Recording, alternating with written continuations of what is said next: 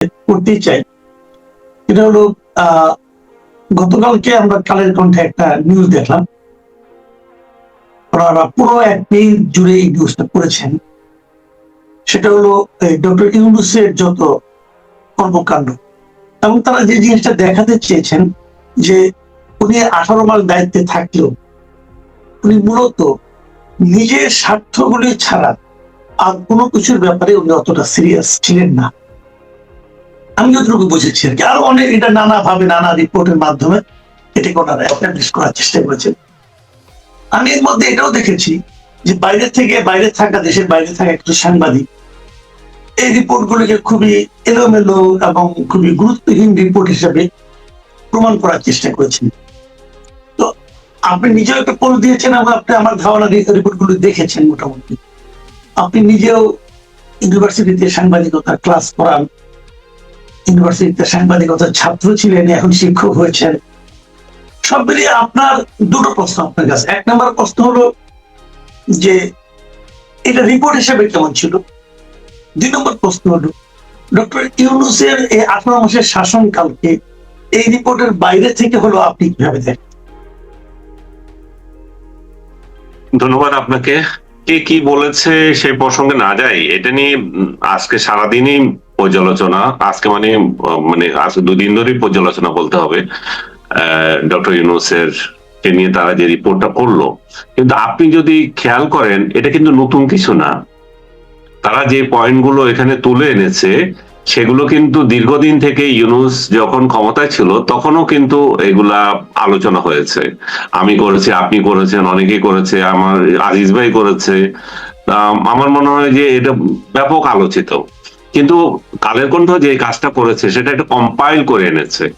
তারা একটা বড় একটা স্পেস দিয়েছে আজকে, তাতে করে এটাকে এবার নতুন করে আলোচনার জন্ম হয়েছে। এবং তখন হয়তো কেউ রিপোর্ট করেনি, এমনি আলোচনা হয়েছে, কথায় কথায় আলোচনা হয়েছে বা সিঙ্গেল রিপোর্ট হয়েছে। সেখানে জাস্ট সারফেস নিউজটা তুলে ধরেছে। এখানে তার ক্রিটিসাইজ ভঙ্গিতে আসছে যে সে যে একটা মানে স্বার্থবাদী এবং একটা লোভী মানুষ, এবং যে এখন যেটা সবচেয়ে বেশি প্রচলিত যেটা আছে বিশ্ব বাটপার, সেই জিনিসটা এখানে একটা কম্পাইলনেসের মধ্যে ফুটে উঠেছে। এবং সেটা যারা সমালোচনা করছে এই এই রিপোর্টের, মনে করেন বেশিরভাগই এটা প্রশংসা করছে। 2-4 জন যাদের আপনি সমালোচনা করছেন তারা কিন্তু এটা বলছে না যে ইউনূস সহি, তারাও বলছে না ইউনূস সহি। তারা যেটা বলছে যে কালের কণ্ঠ এই রিপোর্ট যে করলো এটা এমন কোন মানে আবিষ্কার না আর কি, সেই জিনিসটাই বলছে। আমি নিজেও সেটা বলতে চাই যে কালের কণ্ঠ বিশেষ কোনো আবিষ্কার করে নাই। কালের কণ্ঠ যা সত্য সেটাকে কম্পাইল করেছে এবং ইউনূসের ক্ষমতা গ্রহণের ক্ষমতা থেকে চলে যাওয়ার পর করেছে এটাকে। এবং এটা ব্যাপক কাভারেজ পেয়েছে এবং আলোচনা হয়েছে। আপনি নিশ্চয়ই জানেন যে যে কাহিনীগুলো এখানে তুলে ধরা হয়েছে। আমি যদি সংক্ষেপে যদি একটা বলি, যে গ্রামীণ বিশ্ববিদ্যালয় যেটা সে অনুমোদন দিয়েছে, বাকি বিশ্ববিদ্যালয়গুলোর কোনো খবর নাই। এবং আমি যতদূর জানি যে তার এই বিশ্ববিদ্যালয় নিয়ে এখন আবার তদন্ত হচ্ছে, এটা স্থগিত হওয়ার পথে। এখন আরেকটা জিনিস হচ্ছে গ্রামীণের 2 প্রতিষ্ঠানকে উনি ই ওয়ালেট দিয়েছেন এবং একটা রিক্রুটিং এজেন্সির লাইসেন্স দিয়েছেন, এবং শপথের আগে এবং শ্রম আইনে দণ্ডপ্রাপ্ত মামলাগুলো খালাস করেছেন এবং 7টা মামলা খালাস করেছেন। কত বড় বেহায়া বাটপার, চিন্তা করে দেখেন। নিজে ক্ষমতায় গিয়ে নিজে 7টা মামলা করে দিয়েছে, আর মানুষকে দিনের পর দিন মামলা দিয়ে যাচ্ছে। গ্রামীণ ব্যাংকের 5 বছরের জন্য আয়কর অব্যাহতি দিয়ে 1000 কোটি টাকা এখানে লস করেছেন। তারা বলছে যে প্রতি বছরে 2000 কোটি টাকা তারা 200 কোটি টাকা তারা কর দিত, এখন সেটা 5 বছর যদি চিন্তা করা হয় সরকার 1000 কোটি টাকা এখানে লসের সম্মুখীন হবে। এবং গ্রামীণ কল্যাণ ট্রাস্ট যেটা 1043 কোটি টাকা আপনার কর ছিল, সেটাকে দেন দরবার করে সে মানে 6666 কোটি টাকা বানিয়েছিল, সেটাও আবার ক্ষমতায় বসে ওইটাকে মাফ করে দিয়েছে। মানে কি বলবেন, এগুলা বেহায়ার থেকেও বেহায়া। এর মতো বেহায়া আর কেউ বাংলাদেশে কখনো ক্ষমতায় এসছে এটা কেউ দেখে নাই। তো এত কিছুর পরে যখন এই রিপোর্ট গুলো একসঙ্গে কম্পাইল করে দিচ্ছে সেই জন্য আলোচনা হয়েছে। এবং তো স্বাধীন মালিকের একটা কমেন্ট দেখলাম, উনি সংবিধানের দিয়ে কোটেশন দিয়ে বলছে যে ক্ষমতায় থাকা কালে যে এই ধরনের যে স্বার্থ সংশ্লিষ্ট জিনিসগুলো করে সেটা যে কিভাবে এটা অন্যায় হয় এবং এটা এই জন্য তার সাজা হওয়া উচিত। এবং আমার মনে হয় আজকে আজকে না হয় সাজা হবে না, সে যদি বেঁচে থাকে এই সরকার পরিবর্তনের পরে যদি অন্য কোনো সরকার আসে, একদিন না একদিন তার বিচার হবে। 111-এর বিচার কি হবে কেউ আমরা চিন্তা করেছিলাম? এখন হচ্ছে না, কত বছর পরের ঘটনা। Right. ইউনূসও সেরকম ভাবে এই বিচারের সম্মুখীন হতেই হবে। জি, আসলে এটাই আমরাও এটা দেখেছি যে মানে আসলে সময়টা ইম্পর্টেন্ট, কিন্তু ঘটনার বিচার হবেই। যদি কেউ ভাবে যে আমি করলাম, আমি পার পেয়ে গেলাম, এটা আসলে কেউ পার পায় না। অনেকে ভাবে হয়তো এই সময় আর কোনো শেষ নেই, এরা আমাকে সাপোর্ট দিচ্ছে, কিন্তু বাস্তবতা অনেক কঠিন, আমরা তো এটা দেখছি। তাকে তো আপনি খেয়াল করে দেন, তাকে কিন্তু সাংবাদিকরা এই ব্যাপারে কোশ্চেন করারই সুযোগ পায় নাই। জীবনে সে সাংবাদিক সম্মেলনেই যায় নাই। বাংলাদেশের ইতিহাসে এটা নাই যে কোনো সরকার প্রধান ক্ষমতায় বসে সাংবাদিকদের মুখোমুখি হন নাই। এই বাটপার শুধুমাত্র কোনো সাংবাদিকদের মুখোমুখি হন নাই, কোনো সংবাদ সম্মেলনে যান নাই। ছাপোষা দুই একটা মিডিয়াকে ইন্টারভিউ দিয়েছে, আবর্জনা ছিল ওগুলো, ওগুলো কোনো পড়ার যোগ্য ছিল না। নুরুল কবির ভাইয়ের ইন্টারভিউটা তবু পড়তে পেরেছিলাম, বাকিগুলো তো আবর্জনায় ভরা ছিল। তো এরকম একটা পরিস্থিতি সে কেন মুখোমুখি হয় না? কারণ এগুলো কোশ্চেন উঠতে পারতো।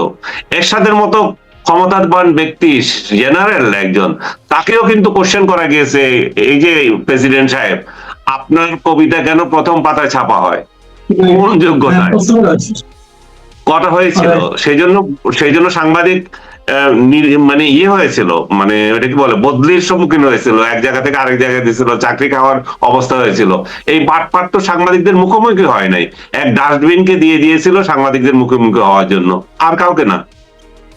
সে নিজে মুখোমুখি হতে পারে নাই। আচ্ছা, একটা কথা অনেকে বলে, আপনি যদি একটু ছোট করে বলেন, যে ইউনূসের সমালোচনা, ইউনূস সরকারের সমালোচনা, কাজের সমালোচনা বিভিন্ন সময় ক্ষমতা থাকলেন আমরা অনেকেই করেছি, আপনিও করেছেন, আমিও করেছি, কিন্তু আপনি জেল থেকে বের হওয়ার পর আপনার সমালোচনা যেন একটু বেশি তীব্র হয়ে গেছে ওনার ব্যাপারে। এটা কি আপনি ব্যক্তিগতভাবে আক্রান্ত হয়েছেন? আমি জেলে থাকতে আপনারা 3 মাস কোনো সমালোচনা করেন নাই বোধহয়, চুপ করেছিলেন। এই জন্য আমি বের হওয়ার পর আবার মনে হচ্ছে যে আমি বেশি করছি। আর কিন্তু আপনি যদি ধারাবাহিক ভাবে দেখেন, সেটা আগেও যা করেছি এখনো তা করছি। তখনও প্রশ্ন তুলেছি যে তুমি যে বাড়িটা ভেঙেছো, বঙ্গবন্ধুর বাড়ি, সে বাড়ির প্রেক্ষিতে আরেকটা বাড়ি, তোমার বাড়িও ভাঙা হবে। তুমি যে প্রধানমন্ত্রীর কার্যালয়টাকে বানিয়ে একটা জাদুঘর বানিয়েছো, এখন প্রধানমন্ত্রীর কার্যালয় কোথা থেকে পাবে? হয়তো কোনো একবার কোনো এক সরকার আসে, যদি প্রথম যদি কেউ কোনোটা উইথড্র করে, তাহলে সেই জাদুঘরকেই ইয়ে করবে। সেই জাদুঘর তো এখনো চালুই হয়নি। যাই হোক, এগুলো হচ্ছে আপেক্ষিক ভাবে মনে হচ্ছে আপনার, বা অন্যেরও মনে হতে পারে যে সমালোচনা করছে। সমালোচনা করবো না কেন? সমালোচনা করার তো অধিকার দিয়ে গেছিল, সমালোচনা করার কারণে জেলে নিয়ে গেছে। এখন তো তার ক্ষমতাও নাই, এখন তাকে কেন প্রশ্ন করতে পারবো না? আবার যদি আমি যদি এমন সব সমালোচনা করছি যেটা মিথ্যা, তাহলে আইনের আশ্রয় নিতে পারে, সেজন্য তো তার সুযোগ রয়ে গেছে। আচ্ছা, ইউনূস সরকার চলে গেছে, চলে যাওয়ার পর আমরা একটা সংসদ পেয়েছি। আমরা ভেবেছিলাম সংসদটা খুব ভাইব্রেন্ট হবে, কিন্তু সংসদে আসলে এক ধরনের উত্তেজনা আমরা দেখতে পাচ্ছি। এই উত্তেজনা কতটুকু প্রত্যাশিত বুঝতে পারছি না, কারণ আজকে দেখলাম যে রুবিন ফারহানা খুবই আলোচিত একজন সংসদ সদস্য, যিনি স্বতন্ত্র হিসেবে একজন নারী হিসেবে উনি মানে সংগ্রাম করে এবং লড়াই করে জিতেছেন। তিনি আজকে অত্যন্ত মানে যে কথাটা বললেন আমার কাছে অত্যন্ত করুণী মনে হয়েছে। উনি বললেন যে ওনাদের একজন সহকর্মী, একজন সংসদ সদস্য জামাত ইসলামের, তিনি নারী সংসদ সদস্যদের নিয়ে ওয়াজে বেশ কুৎসিত কথাবার্তা বলেছেন, এবং উনি এই জন্য স্পিকারের কাছে বিচার চাইছেন। তো এই বিচার কি স্পিকার তো করবে, নিশ্চয়ই জনগণেরও তো নিশ্চয়ই ব্যাপার আছে, একটা ব্যাপার। এটা জনগণ তো ছি করছে। আমি নিজে ওই ভিডিওটা দেখেছি, এত নোংরা, এত কদর্য। এবং শুধু যে উনি নারীদেরকে বলছেন তা তো না, তার পাশে বসা সংসদ সদস্যদের নিয়ে, পুরুষ সদস্যদের নিয়েও বলছে। এত নোংরা ভাষায় আমি মনে হয় কোন সংসদ সদস্যকে দেখিনি এভাবে তার সহকর্মীদের নিয়ে কথা বলে। আরেকজন সংসদ সদস্য আজকে দেখলাম, উনিও, ওনার নাম কি জানি, হামজা জাতীয় কোন একটা, এটা তো আমির হামজা, আরেকটা, হ্যাঁ, হানজালা, রাইট। ওই ভদ্রলোক বললেন যে তাকে জঙ্গি বলছে। দেখেন, উনাকে জঙ্গি বলছে, এটাও কিন্তু উচিত হয় নাই, কিন্তু সেটা আবার জনগণ বলছে, সেটা তো তার কোনো সংসদ সদস্য বলে নাই। উনি যাচ্ছিলেন, লোকজন বলছে যে এই তো জঙ্গি যায়। তো এটা উচিত হয় নাই যে যেই বলুক, কিন্তু সে তো জনগণ, জনপ্রতিনিধি তো কোনো বলে নাই যে আপনাকে, জনগণ রাস্তায় বের হলে আপনাকে অনেকে অনেক কথা বলতেই পারে। আপনি সেরকম যদি আপনার গেট আপ যদি সেরকম হয়ে থাকে, যাই হোক, আমরা গেট আপ নিয়ে কথা না বলি, মানুষের মানে চেহারা সুরত নিয়ে কথা না বলি, যেটা আমির হামজা করেছে। কিন্তু বাস্তবতা হচ্ছে যে যেই যে এমপিরা এগুলো কথা বলছেন, যে ব্যক্তিটা ইয়েটা হানজালা যেটা বললেন যে আমাকে এটা বলেছে, কিন্তু ওই সংসদে তো আরেকজন সংসদ সদস্যকে বলা হয়েছে মুরতাদ। এটা নিয়ে হানজালা সাহেব কিছু বলছেন কিনা সে তো বলেন নাই। তো যেখানে সংসদ সদস্য ইয়েতে বসে মানে একজন সংসদ সদস্যকে বলতেছে যে মুরতাদ, সেটা নিয়ে কথা বলেন না, দূরের থেকে কোন সদস্য কোন জনগণের মানে কোন এক লোক কি বললো সেটাকে গুরুত্ব দিয়েছেন। আর রুমিন যেটা বলেছে সেটা তো আমার মনে হয় যে ওনার বিচার পাওয়া উচিত, কারণ এত নোংরা ভাষায় একজন নারীদেরকে নিয়ে কথা বলা, এবং এই এই আমির হামজা সাহেব দীর্ঘদিন থেকে সোশ্যাল মিডিয়ায় একেবারে নর্দমায় পরিণত করেছেন, যে সমস্ত কথাবার্তা বলেন ওয়াজে বসে বসে, তাও আবার আমার মনে হয় যে জামাত যদি বড় ধরনের কোনো ভুল করে থাকে, এই লোককে সংসদ সদস্য বানিয়ে পার্লামেন্টে পাঠানো। কারণ জামাতের অন্য নেতা কর্মীদের আমি কখনো দেখি নাই যে এরকম অশ্লীল ভাষায় কোনো কথা বলছে কেউ। জামাতের নেতাদের একটা স্ট্যান্ডার্ড আছে, এই এত এত বিলো স্ট্যান্ডার্ড এটা। আমাদের এখানে এই মুহূর্তে জ্বালানি সংকট নিয়ে খুব আলোচনা হচ্ছে। সরকার একদিকে বলছে পর্যাপ্ত জ্বালানি তেল মজুদ আছে, আতঙ্কিত হওয়ার কিছু নাই, কিন্তু তাতে মানুষের আতঙ্ক খুব একটা কমছে বলে মনে হয় না। আবার অনেকে মজুদ করেছে, সে মজুদদারদেরকে ধরা হচ্ছে, নানা রকম হচ্ছে, এবং এইগুলিকে মোকাবেলার জন্য সরকার নানা ধরনের পদক্ষেপ নিচ্ছে। এই পদক্ষেপের মধ্যে একটা পদক্ষেপের প্রস্তাব শোনা যাচ্ছে, সেটা হলো যে স্কুলগুলোকে 3 দিন অনলাইনে করবে আর 3 দিন ক্লাস করবে। এটা নিয়েও নানা রকম আপত্তি অনেক তুলেছেন। আমি একটা আজকে সোশ্যাল মিডিয়া, আপনি চোখে পড়েছে কিনা যাই না, একটা ছোট একটা স্টুডেন্ট সে সংক্রান্ত একটা আপনার বক্তব্য দিলেন, যে আপনি সেটা দেখেছেন? আমি দেখেছি বিলিয়ন, সে একটা বিলিয়ন ছেলে। আপনার একটা রিঅ্যাকশন আপনি বলেন, বাচ্চা যে কথা। না, সে তো খুব একটা বাস্তব কথা বলেছে। আমরা ক্লাসে থাকলে 5টা পাখা চলতো, এখন আমরা 60 জন ছাত্র আছি, 60 জনের বাসায় বাসায় কয়টা লাইট জ্বলতেছে আর ফ্যান জ্বলতেছে, তাহলে চিন্তা করেন। এই জিনিসটা আমাদের মাথায় আসেনি, কারণ তাদের মাথায় কি আসবে, তারা ব্যাংককে যাচ্ছে ইংরেজি শিখতে। তো ব্যাংককে যারা ইংরেজি শিখতে পাঠায় তাদের কাছ থেকে আপনি কতটা আশা করবেন? তবে জ্বালানি তেলের ব্যাপারে আমাদের আসলে সাশ্রয়ী হতে হবে, এবং যে প্যানিকটা উঠে গেছে সেটা বন্ধ করতে হবে, এবং সরকার যে সমস্ত লোকজন এগুলো মজুদ করছে এগুলোকে কঠোর একটা সাজা দিতে হবে। এটা একদম মানে এমন সাজা যেটা মানে জিন্দিগিভর মনে রাখে, এরকম সাজা দিতে হবে। এবং মানুষের মধ্যে এক ধরনের অস্থিরতা আছে। আমি আমার নিজের ড্রাইভারকে দেখলাম, ওই দিন আমি আসতেছি, বলে যে একটা দীর্ঘ লাইন দেখলাম আমি, সেই মহাখালী থেকে শুরু করে একেবারে প্রাইম মিনিস্টার অফিসের কাছাকাছি পর্যন্ত লাইন। সে ওইখানে এসে বলতেছে যে আমরা কি কিছু ইয়ে নিয়ে যাব, যে তেল নিয়ে যাব। আমি বললাম যে কি কারণে তেল নেবে, তোমার পুরো অর্ধেক তেল আছে এখনো, বুঝছেন, টাঙ্কিতে। কিন্তু এই যে তার মাথার মধ্যে এটা ঢুকে গেছে, আমি পাবো কিনা, এইটা আমাদের লোকগুলোর এইটা একটা রোগ হয়েছে। ভাই তেল শেষ হোক তারপরে কিনেন। এখন এই যে হাঙ্গামা নিজেরা তৈরি করছে, এইসব কারণেই তো মানুষ অস্থির হয়, এবং জ্বালানি তেলের এই সংকট দেখা দিয়েছে। জ্বালানি তেল থেকেও সবচেয়ে বড় বিষয়টা তো আজকে দেখলাম আমি, এলপিজি নাকি ওটাকে কি বলে, যেটা বাসা বাড়িতে যেটা গ্যাস ইউজ করে, সেটার দাম বাড়িয়ে দিয়েছে, এবং হিউজ দাম বাড়িয়ে দিয়েছে। হ্যাঁ, সেটা হিউজ দাম বাড়িয়ে দিয়েছে। সরকারের এইসব বিষয় নিয়ে আমার সরকারের এই সমস্ত কার্যক্রম নিয়ে আমরা আশা করি যে বিরোধী দল সংসদে কথা বলবে, কিন্তু না, বিরোধী দলের সংসদে এগুলো নিয়ে কোনো কথা বলছে আমি শুনি নাই। বিরোধী দল হাম টিকা নিয়ে যে এখন এটা মাঠের হাঙ্গামা হচ্ছে, যে শিশুরা মারা যাচ্ছে, সেই নিয়ে কোনো কথা বলে না, কারণ এগুলো নিয়ে কথা বললে আবার ইউনূসের বিপক্ষে চলে যাবে হয়তো। এই জন্য এখন এরা আসল কাজে না গিয়ে নকল কাজ নিয়ে ব্যস্ত হচ্ছে, এবং এটা পার্লামেন্ট থেকে বের হয়ে এখন রাজপথেও যাবে। আগামীকাল তারা রাজপথে নামবেও বলছে। আমি জানি না কত লোকের সাড়া তারা কিন্তু এগুলো যে একটা ফেক আন্দোলন এবং একটা ফেক মানে ইয়ে দেওয়া, সুড়সুড়ি দেওয়ার চেষ্টা। এবং আপনি দেখেন যে আওয়ামী লীগ ছাড়া যে সংসদ গঠিত হয়েছে, সবার একটা ধারণা ছিল যে এইটা হবে এ টিম আর বি টিম, এটা এক ধরনের ভাই ভাই এটা সংসদ হবে। এখন ভাই ভাই সংসদকে একটা প্রাণবন্ত করার জন্য, দেশকে বুঝানোর জন্য হইতে পারে, এটা একটা গেম হইতে পারে, যে দেশকে বুঝানোর জন্য আমাদের কত বিরোধ দেখো আমরা, কিন্তু বিরোধ কি নিয়ে সেটাই আমি বুঝলাম না। কারণ বিএনপি একবারও বলে নাই যে আমরা আমাদের অঙ্গীকার থেকে সরে যাচ্ছি। ওনারা বলেছেন যে আমরা যা অঙ্গীকার করেছি, জুলাই সনদ যা করেছি সেটাই পূর্ণাঙ্গ বাস্তবায়ন করব। জুলাই সনদের সবচেয়ে জরুরি যে বিষয়টা ছিল যে হত্যাকাণ্ডের গুলো ইন্ডেমনিটি দিয়ে দিয়েছে, যারা হত্যা করেছে তাদেরকে বাঁচিয়ে দিয়েছে, এবং কিছু হত্যা করেছে হত্যাকারীদের জেলে আছে, পালিয়ে আছে, আর ভুয়া ভুয়া মামলা করে শত শত লোককে জেলে দিয়ে রাখছে, আর ইন্ডেমনিটি দিয়ে দিয়েছে। খুব ভালো আপনি ইন্ডেমনিটি দিয়েছেন। আপনি আমাকে এই কথা বলি, যেহেতু ভুয়া ভুয়া মামলার কথা উঠলোই, তাহলে আমি আরো কিছু বলি যে আমাদের এখানে দেখেন অনেক সাংবাদিককে কিন্তু নানা অজুহাতে অথবা অপরাধে মামলা দিয়ে ঢুকে রাখছে, তাদেরকে জামিন হচ্ছে না, তাদের কোনো বিচার কার্য শুরুও হচ্ছে না। বাট আপনি ভাবেন এরকম যে জেলে থাকে তার সংসারটা কি তছনছ অবস্থা হয়ে যায়। আপনি নিজে জেলে ছিলেন, আপনি জানেন এর মধ্যে আপনার সংসারের মধ্যে কি গেছে, নিশ্চয়ই আপনি জানতে পেরেছেন, ওই সময় জানতে পেরেছেন।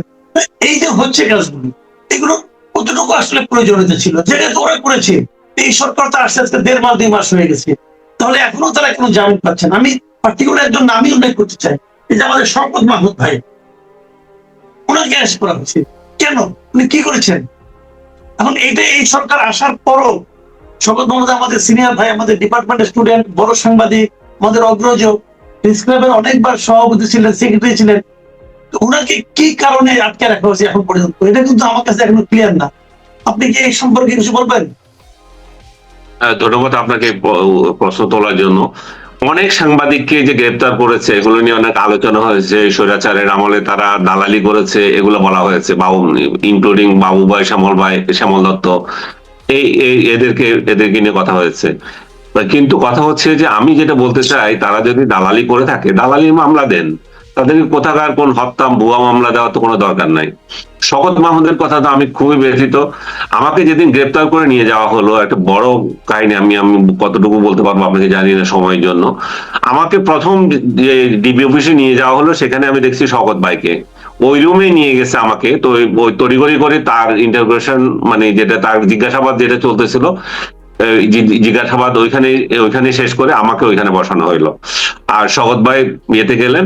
ওই দিন ওই রাতে আমার সাথে তার দেখা হয় না, পরবর্তী রাতে তার সাথে আমার দেখা হয়েছে। আমরা একই রুমে ছিলাম, আমি বোধহয় ওনার সাথে 3 দিন, বোধহয় 3 রাত শেয়ার করেছি একসাথে আমরা একই রুমে।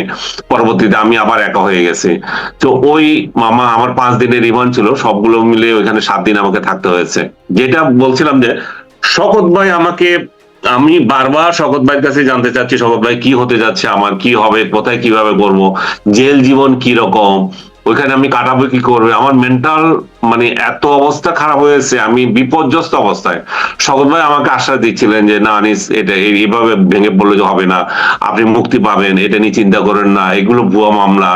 মানে উনি আমাকে আশ্বাস দিচ্ছিলেন। এবং উনার ব্যাপারে আমি যেটুকু জানলাম, উনি আমাকে যেটা বললেন, উনার মামলা কোন এক এনায়েত ব্যক্তি আসছিল, সে নাকি এখানে কি এনায়েত বা কোন একটা নাম, এরকম একটা নাম, সে এসে এখানে সরকার গঠন করতে চাইছে, ইউনূসকে ফেলে দিতে চাইছে।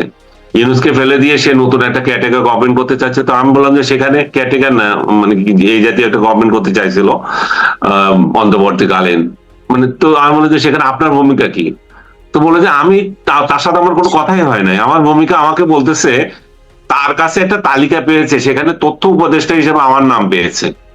তো আমি বললাম যে, উনি বললেন যে, আমি বললাম তাকে, তাহলে ওদেরকে যারা জিজ্ঞাসাবাদ করছে, তাহলে আমাকে তথ্য উপদেষ্টা করতে চাইছে, বাকি উপদেষ্টা তো আছে, তাহলে ওরা কই? ওদেরকে আনেন। আর আমার নাম কোন একজনে লিখে রাখলো, তাহলে আমি কি তথ্য উপদেষ্টা হয়ে গেলাম? আমার নাম তো যে কেউ যে শখের বসে কেউ লিখতেই পারে। সে একই কাণ্ড ঘটেছে আরেকজন সাংবাদিকের জন্য, তার নাম আজহার মাহমুদ। হ্যাঁ, তাকেও এই একই মামলায় নিয়েছে। ঠিক আছে, তারা মামলা নিয়েছে, সেখানে তারা ফাইট করে পাচ্ছে, জামিন পাচ্ছে। কিন্তু এখন দেখা যাচ্ছে যে তাদের জামিনও গন্ডগোল দেখিয়ে দিয়েছে। শওকত ভাইকে এখন আরেকটা মামলা দিয়েছে, সেটা হচ্ছে এই পান্না এবং ওই যে মন্ত্রী আপনার ছিল যে সিদ্দিকী সাহেব, সবাইকে যে হ্যাঁ হ্যাঁ বুঝতে পেরেছি, আবু আলম শহীদ খান ছিল, আবু আলম শহীদ খান ছিলেন যে মামলা দিয়েছিল, এখন উনাকে মামলা দিয়েছে, উনি ওখানে জানো নাই। তা আমার মনে হয় যে এই একটা আপনি যেটা বলছিলেন, আমি তো জেলে গিয়ে বুঝেছি, জেলে যে ব্যক্তিকে পাঠানো হয় আসলে উনি জেল খাটেন না, ওনার পুরো পরিবার জেল খাটেন। ওনার ফ্যামিলিতে কি বিপর্যয় হয়, যারা জেলে গেছে, যাদের ফ্যামিলি জেলে কোনোদিন অভিজ্ঞতা হয়েছে শুধুমাত্র তারাই জানে। এখনো যে হাজার হাজার মানুষ জেলে আছে তাদের ফ্যামিলি জানে তারা তারা কি ধরনের নির্যাতনের মধ্যে যাচ্ছে এবং ভুয়া মামলার মধ্য দিয়ে যেভাবে যাচ্ছে। এক একটা শহীদের মামলা এক একটা 700-800 লোককে মামলাতে জড়িয়ে দেওয়া হয়েছে এরা খুনি বলে। 700-800 লোক একজন শহীদ জুলাই যোদ্ধাকে হত্যা করে।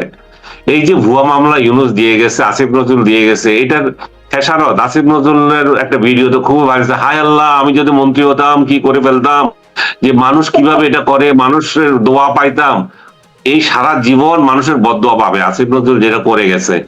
ওর উপর যা লানত পড়বে মানুষের, এই মানুষগুলো যেগুলোকে বিনা বিচারে সে জেলে রেখেছিল এবং যাদের জামিন হওয়ার প্রেক্ষিতেও সে গালাগালি করেছিল বিচারকদের, যে মানে বিচারকরা কিভাবে মানে গালাগালি মানে গালাগালি ওই অর্থে না, ভৎসনা করেছে এরা কিভাবে জামিন দিয়ে দিচ্ছে, আমরা দেখবো এই জাতীয় কথাবার্তা।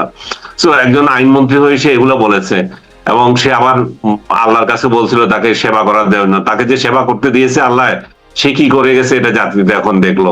তো আমি মনে করি যে যারা এই ভুয়া মামলায় জড়িত আছে শওকত মাহমুদ সহ অন্যদের ব্যাপারগুলো পর্যালোচনা করা দরকার। বিশেষ করে শওকত ভাইয়ের তো করা উচিত। আমি শওকত ভাইকে আরো জিজ্ঞেস করেছিলাম কেন আপনাকে এই মামলায় জড়ানো হলো। শওকত ভাই আমাকে যেটা বললেন সেটা জাতীয়তাবাদী সাংবাদিকদের সঙ্গে ওনার বিরোধ চলছিল, প্রেস ক্লাব ইলেকশন নিয়ে বিরোধ চলছিল এবং প্রেস ক্লাবে ওনার একটা বিশেষ ভূমিকা থাকে সবসময় নির্বাচনে, কারণ উনি প্রেস ক্লাবের একাধিক সময় প্রেসিডেন্ট এবং সেক্রেটারি ছিলেন। তো ওইসব কারণে জাতীয়তাবাদী সাংবাদিকদের মধ্যে একটা বিরোধে তাকে এখানে বলির পাঠা বানানো হয়েছে।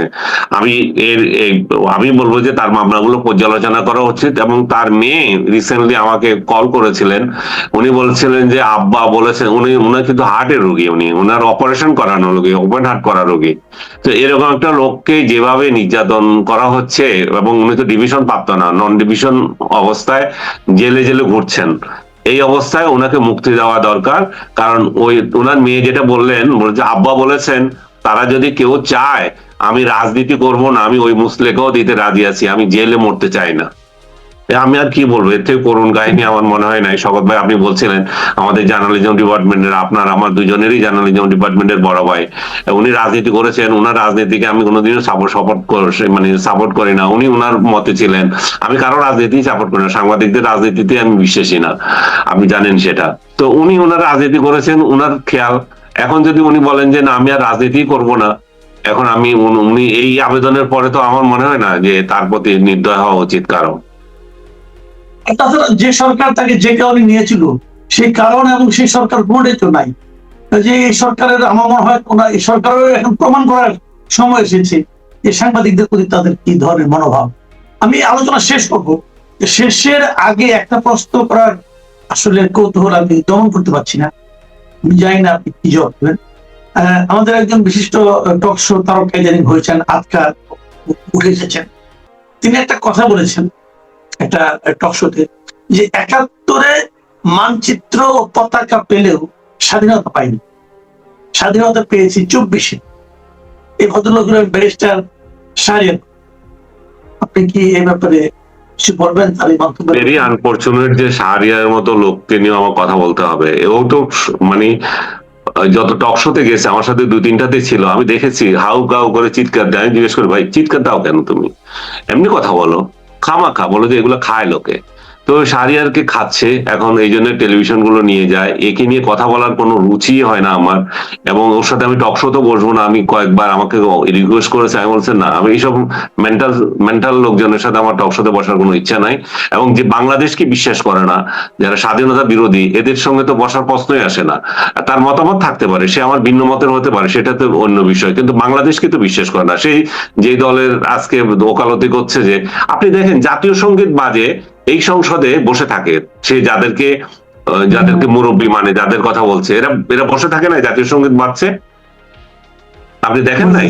তারপরে এরা, হ্যাঁ আমি ওখানে ছিলাম, আমি ওখানে আমন্ত্রিত ছিলাম। ও, আপনি আমন্ত্রিত হয়ে দেখে এসেছেন, আমি তো দেখলাম। এরা এরা এরা ভণ্ডামি করে শহীদ মিনারে যায়, স্মৃতিসৌধে যায়, তাদেরকে জিজ্ঞেস করে কেমন এসেছেন, এরা স্বীকার করে না যে শহীদদেরকে শ্রদ্ধা জানাতে এসেছে, বললো রীতি অনুযায়ী এসেছি। যে এদেরকে নিয়ে কি কথা বলবো? এরা তো প্রকাশ্য মানে স্বাধীনতা বিরোধী। এরা নিজেরা নিজেদের কার্যক্রমে বলছে এরা জাতীয় সঙ্গীতে বিশ্বাস করে না, এরা সংবিধানে বিশ্বাস করে না, সংবিধান ছুড়ে ফেলে দিতে চায়, 72-এর সংবিধানে ওদের গা জ্বালা পড়া করে। তো আমার মনে হচ্ছে যে আমাদের আরো আনফরচুনেট যে আমরা সাংবাদিক হিসেবে আসলে সরকারি দলকেই সমালোচনা করার কথা, আমাদের সরকারি দলকে আমাদের কোশ্চেন করবো, এটাই নিয়ম। কিন্তু আমরা মানে এমন একটা বিরোধী দল পাইছি যে তারে নিয়েও আমাদের সমালোচনা করতে হচ্ছে। আমাদের আসলে আর জায়গাই নাই যে কারোর সাপোর্ট করব, যে এই আমাদের একটা ভরসা হতে পারে। জি, অনেক ধন্যবাদ, অনেক ধন্যবাদ জনাব আনিস আলমগীর। প্রিয় দর্শক, আপনারা শুনলেন জনাব আনিস আলমগীর এই বিশ্লেষণ। আনিস আলমগীর অনেকদিন পরে আমাদের এখানে পেলাম রাখি।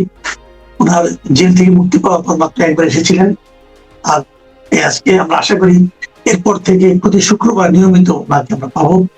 আপনারা ভালো থাকবেন। ওনার কাছে আপনাদের কোনো প্রশ্ন থাকলে আমাদের লিখে জানাবেন, সেই প্রশ্নগুলো নিয়ে আগামী পর্ব ওনার সঙ্গে কথা বলবো।